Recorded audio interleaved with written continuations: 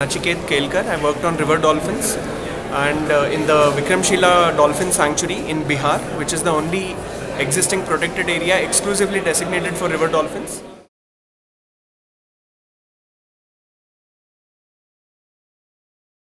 We basically looked at overlap between space use and resource use between fishermen and river dolphins, and what we found was that the competition for the same fish resources was very high. Basically that has a lot of implications in the way destructive fishing practices are being carried out in the river stretch there, and of course in several other similar areas, and it has severe implications for local dolphin populations because of getting entangled in gill nets and dying because of that. Also, there is a reduction of dry season flow in the tributaries, which is leading to more and more packing or crowding of dolphins in the river stretch, and we essentially looked at these habitat variables and how they affect the competition between fishing and dolphins.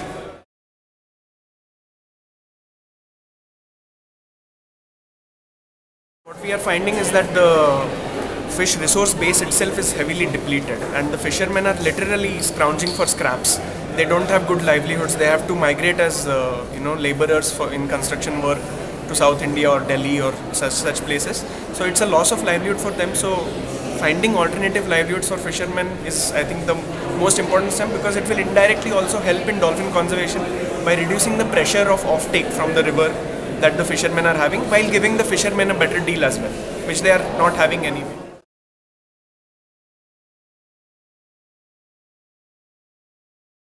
Biodiversity Research and Education Center, led by Dr. Sunil Chaudhary. They have been working with fishermen, and they have a really good network of informers now. Those fishermen have stopped hunting, and they also report if accidentally dolphins get entangled in their nets or some such thing. So I think it's a very good start, and I think such an example needs to be replicated in more and more stretches of the Ganges, at least to prevent hunting. And dolphins seem to do well even in slightly degraded habitats if they are not hunted out, as simple as that. So their situation doesn't seem to be as bad as, say, the gharial, which is really critically endangered now.